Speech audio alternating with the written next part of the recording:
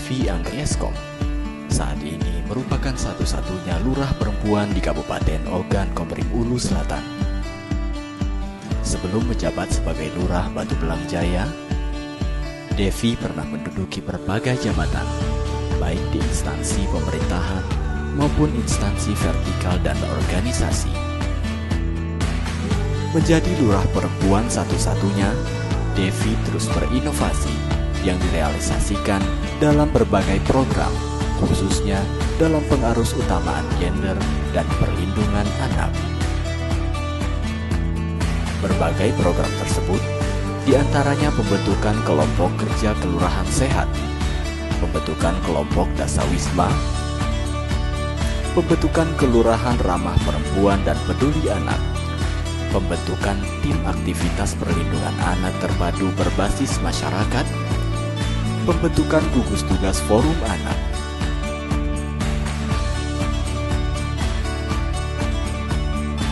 penunjukan dan pembentukan kader posyandu,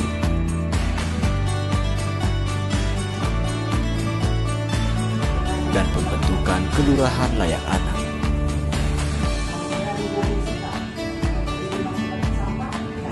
Saat ini, kelurahan yang dipimpin oleh Devi bekerja sama dengan Kejaksaan Negeri Kabupaten Ogan Komering Ulu Selatan mengelola Rumah Restoratif Justice yang merupakan satu-satunya di Kabupaten Ogan Komering Ulu Selatan.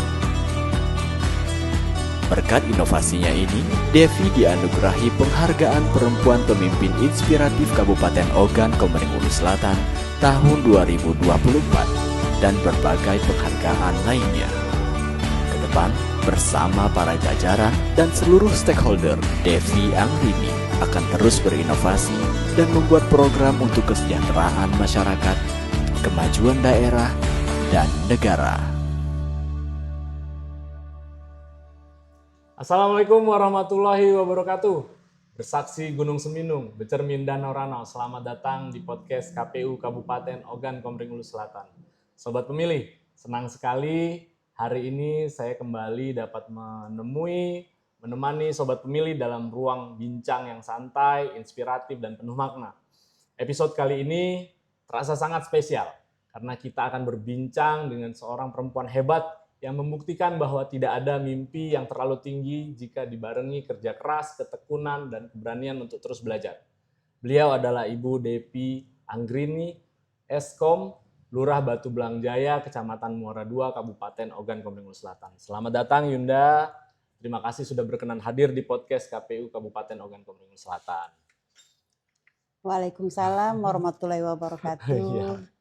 Terima kasih kami sudah datang ke sini, diundang ke sini. Suatu kebanggaan tersendiri bagi kami karena sebelumnya memang pernah di KPU Oku Selatan ini serasa kita kembali ke rumah sendiri. Jadi apa yang menjadi gerakan yang sudah kita lakukan itu menjadi inspirasi dan menjadi motivasi untuk ke depan lebih bagus lagi. Sama-sama kita berharap semoga podcast ini bisa menginspirasi banyak orang, termasuk sobat pemilih di rumah. Gitu. Nah, sobat pemilih mungkin belum banyak juga nih yang tahu. Sebelum dipercaya sebagai Lurah Batu Belang Jaya, Ibu Devi ini pernah juga mengawali perjalanan karirnya di KPU Kabupaten Ogan Komering Ulu Selatan. Kalau ngelihat perjalanan itu kan nggak singkat Ibu ya, dan juga nggak instan. Coba deh Bu, tolong diceritakan. Mungkin kawan-kawan pemilih pengen dengar juga gimana mengawali karir sampai dengan di posisi yang sekarang. Iya, terima kasih. Kita pertama-tama memang ada di KPU Oku Selatan ini, berkiprah di sini dan bekerja sesuai dengan kemampuan dan dijalankan tugas sesuai dengan tupoksi yang ada. Setelah dari sini alhamdulillah dipercaya, ditempatkan kami, SK-kan kami di Dinas Kepemudaan dan Olahraga. Oh, Dispora? Ya, sempat berdinas di Dispora. Setelah dari situ kita lanjut lagi di UPTD Pasar Simpang. Pasar Simpang? Iya. Yang ada di Kecamatan Simpang? Kecamatan Simpang. Kecamatan Simpang. Ya, sempat juga Pak Padil kami di situ, alhamdulillah kurang lebih 3 bulan menjalani aktivitas di situ, menjalankan fungsi di situ. Setelah dari situ dipercaya lagi oleh Pak Bupati, kami dijadikan sekretaris lurah di Kisau. Kisau, Ya, dekat sini. di Banyak Kelurahan nih Kisau, kawan-kawan Kecamatan. kita di KPU tinggal di Kisau. Ya, jadi pulang lagi ke kandang sendiri. Selama di Kisau kita berkiprah lagi di situ, menyampaikan kepada masyarakat bahwasannya keterlibatan perempuan ini tadi terus kita melaksanakan tugas dan fungsi kita sebagaimana ASN di situ, dan alhamdulillah pas kebenaran kita di situ corona. Oh, waktu Iya. COVID. Ya, waktu COVID itu. 2019. Jadi selama COVID di sana Pak Padil, kami itu melaksanakan vaksin di setiap lingkungan. Setiap lingkungan Ya, di wilayah kerja wilayah Ibu. itu terdapat 8 lingkungan kan kalau di Kisau itu. Jadi setiap lingkungan itu kami jemput bola dan kami lakukan bersama-sama di situ, sehingga Pak Bupati mengapresiasi kinerja kami bahwasannya baguslah dengan adanya vaksinasi ke lingkungan masing-masing itu. Kami berikan semangat kepada yang warga itu supaya melakukan vaksin dan tetap sehat, sehingga kami memberikan sedikit door prize dan sedikit biar mereka itu merasa kalau setelah pulang dari vaksin mereka tetap melakukan aktivitas seperti biasa. Lebih antusias jadikan masyarakat. Alhamdulillah hampir seluruhnya lah, paling sekitar 2% lah yang karena termasuknya mungkin yang udah sakit, yang udah nggak bisa lagi divaksin ibaratnya kan. Itu di Kisau. Setelah dari Kisau kita alhamdulillah dipercaya Pak Bupati menjadi lurah definitif di Kelurahan Pasar Muara II. Pasar Muara II. Ya. Itu kelurahan di tengah kota tuh. Iya. Iya kan? Lurah kota. Lurah kota. Iya benar lurah kota. Pak Padil, kalau lurah kota ibaratnya itu kan lebih berinteraksi lagi dengan masyarakat lebih luas lagi. Benar. Karena lebih beragam juga Yunda. Iya, karena di Kelurahan Pasar Muara II itu terdiri dari 12 lingkungan yang mata pilihnya hampir mencapai 15.000. 15.000 hampir kayak kecamatan di Sungai Are kalau mungkin. Sindang Danau bahkan lebih besar kita. Masih lebih besar, iya, luar biasa. Itu yang seperti itu kalau di Pasar Muara II. Setelah di Pasar Muara II itu kita lebih ke warga dan masyarakat juga menyampaikan untuk taat bayar pajak. PBB. Ya, PBB. Dan kita sampaikan juga kalau seandainya memang ada kunjungan kerja, misalnya dari KPU Oku Selatan menyampaikan untuk yang pemilih pemula. Betul. Kami ikut membantu dan ikut menyampaikan ke warga bahwasannya bahwa KPU itu harus kita sama-sama suarakan, kita sosialisasikan untuk pemilih pemula tadi. Selama di Pasar Muara II, dan alhamdulillah beralih lagi tugas, kami kembali lagi ke Batu Belang Jaya. Batu Belang Jaya yang sekarang ini yang ya, Bu, sekarang ini. Selama di Batu Belang Jaya, Pak Padil, alhamdulillah kita terus berkiprah sebagai perempuan bahwasanya harus tetap terdepan dan harus tetap maju ke depan. Apa yang bisa kita sampaikan ke warga, apa yang bisa kita suarakan ke warga tadi, bahwasanya perempuan itu tetap maju, tetap harus berprestasi. Betul. Alhamdulillah kami kebenaran di Batu Belang Jaya ada link dari Kemenkum HAM bahwasanya untuk PJA mengikuti audisi, semacam audisi lagi itu Academy Award itu. Jadi kami mengikuti itu, pertama pendaftaran itu sekitar 8.000-an. 8.000 orang. Melalui tahapan-tahapan yang kami lalui, terjaringlah kami menjadi 300 orang. Dari 300 orang itu perwakilan Sumatera Selatan 10 orang. 10 orang. Termasuk salah satu Kabupaten Oku Selatan dari 259 lurah dan kepala desa. Kita yang berhasil sampai ke BPHN ke Jakarta. Luar biasa. Itu yang bisa kita persembahkan, sehingga dari tahapan tersebut kita mendapatkan gelar. NLP. NLP apa tuh Bu panjangannya? Non-litigation pacemaker. Non-litigation pacemaker. Yang artinya itu juru damai. Juru damai. Ya, juru damai itu lebih ininya lagi. LBH kelurahan. LBH kelurahan. Ya, jadi makanya ada restoratif justice ya, di kantor kalau lurah. restoratif justice itu kejaksaan yang bekerja sama dengan kelurahan dan hanya didirikan di Kelurahan Batu Belang Jaya. Batu Belang Jaya, Ya. cuman di Kelurahan Batu Belang Jaya. Luar biasa. Jadi keterkaitan dengan restoratif justice masih tetap berkesinambungan. Bahwasanya kami melakukan audisi PJA tersebut, diikut sertakanlah yang restoratif justice tadi ke situ. Masih satu kaitan itu, sehingga kami kalaupun sahabat-sahabat yang ataupun warga sekitar yang membutuhkan bantuan kami dari Kelurahan Batu Belang Jaya, yang ibaratnya dia punya permasalahan baik itu sengketa tanah maupun ibaratnya tuh permasalahan, silakan bawa ke Kelurahan Batu Belang Jaya. Mesti ke kepolisian bisa atau kami bantu, bisa Pak dibantu Fadil. di kelurahan dulu. Bisa dibantu di kelurahan itu tanpa harus ke ranah hukum. Betul. Siap. Luar biasa sih, Bu. Itu sampai dengan saat ini. Sampai saat ini gitu. Dan banyak penghargaan lain ini yang didapatkan oleh Ibu Devi juga. Dan kadang-kadang ngelihatnya kayaknya jarang dapat sorotan juga gitu kan. Padahal banyak banget prestasinya segudang dari Ibu Lurah Batu Belang Jaya ini gitu kan. Pas Hari Kartini juga kita dapat itu. Iya, pernah dengar itu menjadi ada dari wanita inspiratif dari provinsi Sumatera Selatan. Dari provinsi Sumatera Selatan. Betul. Nanti kita tayangkan nggak apa-apa, Bu ya? Ya. Apa namanya? Boleh. Penghargaannya. Berbagi Kan cerita. kawan-kawan pemilih mungkin pengen tahu juga kan. Ya, siap. Nah, ini lanjutannya nih, Bu.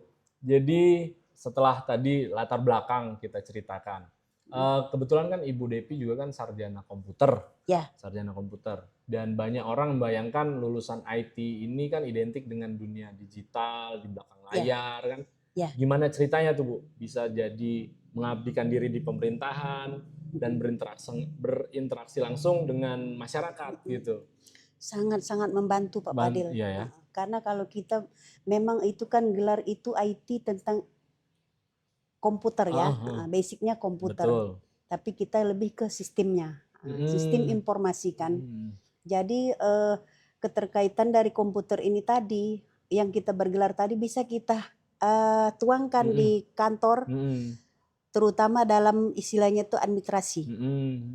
Administrasi ke perkantoran ini, jadi kami sampaikan kepada staf maupun kepada warga bahwasanya komputer itu sangat membantu kita, lebih memudahkan, lebih melancarkan segala sesuatunya. Baik itu surat menyurat ataupun dia berhubungan akan lebih cepat dan akan lebih mudah dalam penginputan maupun penyimpanannya. Jadi sangat berpengaruh kalau kita mendapatkan gelar sarjana komputer tadi. Karena dia tuh kepengaruhannya tuh di bagian pekerjaan tadi memudahkan segala sesuatunya Pak Fadil. Pelayanan publik juga. Iya, pelayanan publik. Itu termasuk juga kalau di kantor Kelurahan Batu Belang Jaya itu kan kami ada perpustakaan itu. Jadi perpustakaan itu bisa kita tuangkan. Kalau seandainya dia mau pinjam harus pakai secara IT-nya, nggak bisa dia yang manual gitu. Ya, betul. Jadi pengaruhnya sangat bagus, sangat banyak kita tuangkan di kelurahan itu. Karena secara langsung kita sendiri yang mengajarkan, menyampaikan kepada staf dan kepada warga bahwasanya sangat membantu di bidang IT ini tadi. Dan bisa juga diadaptasi oleh lurah-lurah lain atau kepala desa lain mungkin kan ya Bu ya. Sebab pelayanan publik ini kan sektor yang sangat dituntut cepat, dituntut praktis, apalagi sekarang udah pakai teknologi segala macam. Jadi mungkin cerita Ibu Lurah ini bisa menginspirasi kepala daerah yang lain untuk mengoptimalkan dan mengedepankan inovasi tentang teknologi gitu Bu. Nah jadi selain ini Yunda, melihat dari perjalanan Yunda sampai saat ini, jadi kan banyak nih menginspirasi, termasuk kami juga merasa kalimat yang tepat untuk menggambarkan Yunda ini kesempatan akan datang kepada mereka yang terus mempersiapkan diri kayak Yunda ini kan. Dan sebagai perempuan yang berhasil memimpin wilayah sekaligus menorehkan berbagai prestasi. Bahkan kesannya sederhana, low profile, jarang disorot media gitu kan. Nah, pandangan Ibu tentang peran perempuan di era yang sekarang bisa diceritain? Pak Padi gini ya, buat sahabat semuanya, terutama yang perempuan, marilah kita ini jangan pernah takut membaca, jangan pernah takut belajar, dan jangan pernah takut untuk terus maju ke depan, karena posisi kita sebagai perempuan, tapi dengan belajar berarti wawasan kita bertambah sendiri. Kita sendiri yang menciptakan, bisa itu kita sendiri yang harus jalankan. Betul. Lebih termotivasi di bidang keperempuan ini tadi. Jangan berarti kita perempuan ini tadi kita cuma perempuan cukup sampai di sini aja, jangan. Jangan pernah menyerah. Jadi kalau menurut saya, marilah perempuan itu harus tetap banyak belajar, harus tetap berkiprah, dan harus tetap ada di depan, setidaknya kita sejajar dengan kaum laki-laki. Jadi motivasi buat perempuan-perempuan yang ada itu, kalau kita mau belajar, kalau kita mau menunjukkan kemampuan kita bisa.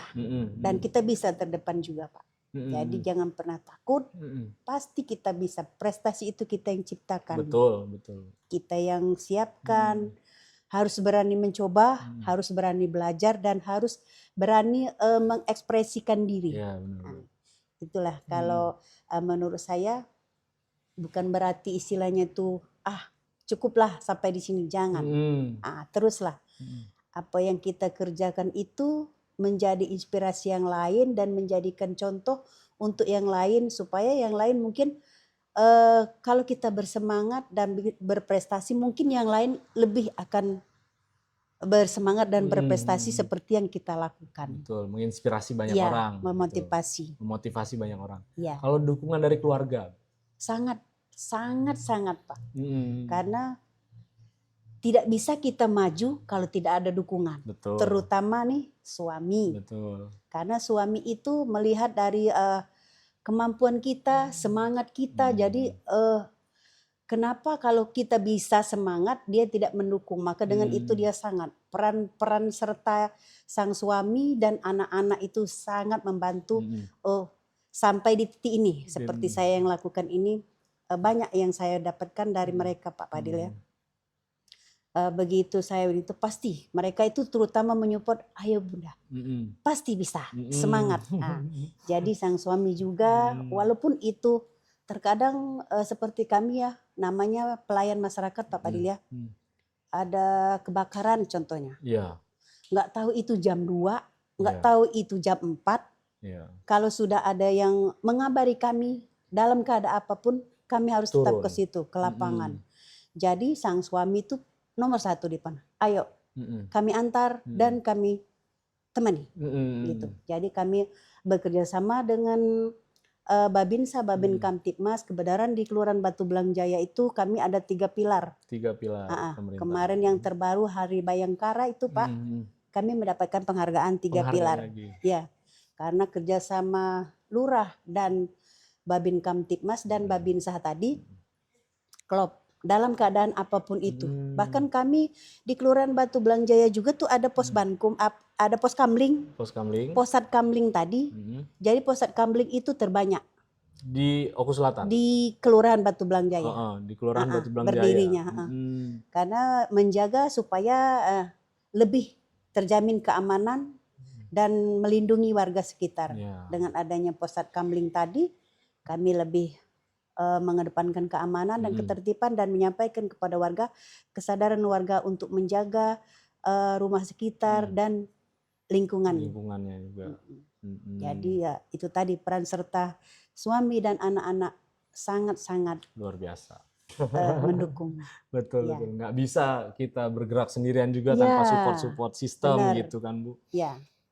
Bu Depi, sekarang kita bicara tentang demokrasi dan negara dalam hal ini sebenarnya sudah memberikan ruang yang sangat besar bagi perempuan untuk berpartisipasi, dan salah satunya melalui kebijakan keterwakilan perempuan minimal 30% dalam pencalonan legislatif di pemilu 2024 yang lalu.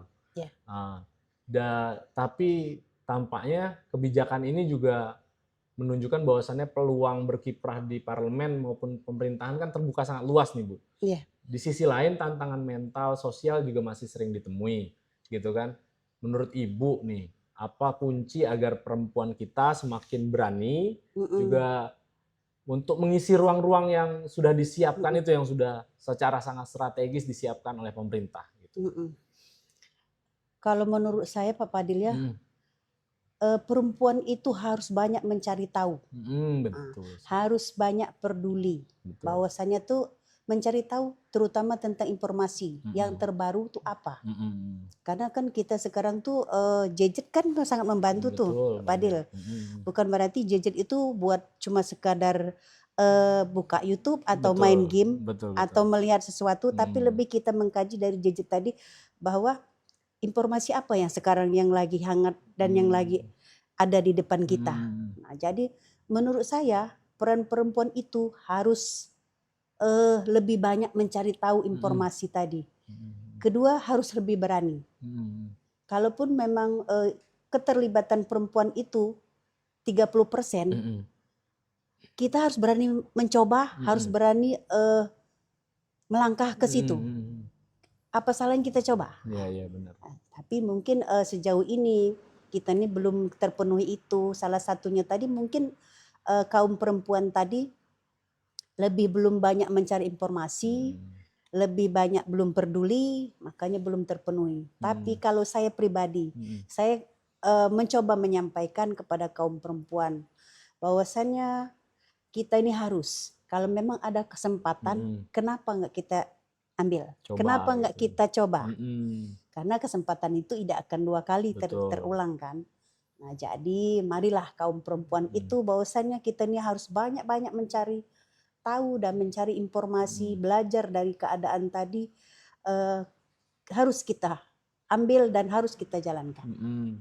Jadi kayak rekrutmen KPU, Bawaslu, itu kan sudah mensyaratkan juga keterwakilan perempuan 30%. Ya, apalagi itu kan memang disuarakan. Benar. Nah, sudah istilahnya itu payung hukumnya sudah ada, terus disuarakan. Nah, kita sebagai perempuan kenapa tidak mau mencoba dan diambil dulu? Nah, masalah yang kedepannya itu kan berbicaranya setelah kita jalani dan kita lakukan. Alangkah baiknya kesempatan yang ada kita gunakan dan kita ambil. Betul. Ya. Nah, terakhir nih Yunda. Ya. Jadi perjalanan karir dari tenaga honorer sampai bisa dipercaya memimpin suatu wilayah, kelurahan, kan ini jadi inspirasi yang luar biasa. Kalau boleh juga untuk Yunda bisa menitipkan pesan kepada sobat pemilih, khususnya kaum perempuan di Oku Selatan yang sedang mengejar cita-citanya, apa yang bisa Yunda sampaikan, misalnya kayak gitu. Ya, baik Pak Fadil, untuk sobat pemilih khususnya kaum perempuan, Bapak Bupati beserta perangkat daerah Kabupaten Ogan Komering Ulu Selatan sangat membuka ruang seluas-luasnya bagi kaum perempuan untuk terus berkiprah dan meneruskan apa yang menjadi cita-citanya supaya terrealisasi dan tercapai yang sedang mengejar cita-cita mereka bisa diwujudkan sebagai kaum perempuan lebih sejajar dengan kaum pria. Betul. Jadi kita sebagai perempuan tadi juga menyampaikan juga bahwasanya apa yang disampaikan Bapak Bupati dan perangkat daerah itu memang diberi kesempatan untuk kaum perempuan tadi berkiprah dan meneruskan pun yang sedang mengejar cita-citanya saat ini. Jadi itu kawan-kawan pemilih, bahwasannya negara sudah menciptakan ruang untuk kaum perempuan berkreasi di posisi-posisi yang strategis, gitu kan. Sebagai anggota dewan di tiap-tiap perwakilan partai politik itu, anggota dewannya pasti mensyaratkan 30% keterwakilan perempuan, gitu bukan? Begitu juga rekrutmen kayak anggota KPU, anggota Bawaslu, itu juga ada ruang 30%. Jadi kalau bisa digunakan semaksimal mungkin oleh kaum perempuan untuk sobat pemilih di rumah gitu. Nah, luar biasa sekali nih Bu perbincangan kita pada hari ini. Perjalanan Ibu Depi juga membuat kita sadar bahwasanya nggak ada langkah kecil yang sia-sia, setiap pengalaman adalah suatu kesempatan menuju langkah yang lebih besar. Semoga kisah kita hari ini bisa semakin banyak menginspirasi perempuan di di Kabupaten Oku Selatan untuk terus belajar, berprestasi, mengambil peran dalam pembangunan daerah maupun bangsa. Jadi ketika perempuan diberikan ruang untuk berani melangkah, maka keluarga menjadi lebih kuat, masyarakat juga lebih maju, dan juga demokrasi menjadi semakin berkualitas. Terima kasih banyak ini kepada Bu Depi, Yunda, atas waktu, inspirasi, semangat yang sudah diberikan kepada kita semua. Saya mewakili KPU Kabupaten Ogan Komering Ulu Selatan, pamit undur diri. Sampai jumpa di episode-episode podcast KPU Kabupaten Ogan Selatan berikutnya. Salam demokrasi. Assalamualaikum warahmatullahi Billahi taufiq wal hidayah. Wassalamualaikum warahmatullahi wabarakatuh.